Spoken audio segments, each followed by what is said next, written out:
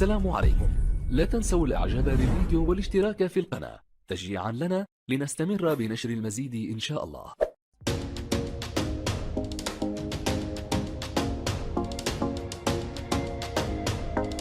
متابعينا الكرام، السلام عليكم ورحمة الله. ضربة قوية للمنتخب الجزائري وجمال بلماضي بعد إصابة رياض محرز اليوم في التدريبات. شاهد التفاصيل، ولكن قبل أن نبدأ لا تنسى الإعجاب بالفيديو والاشتراك بالقناة حتى تصلك جميع الأخبار.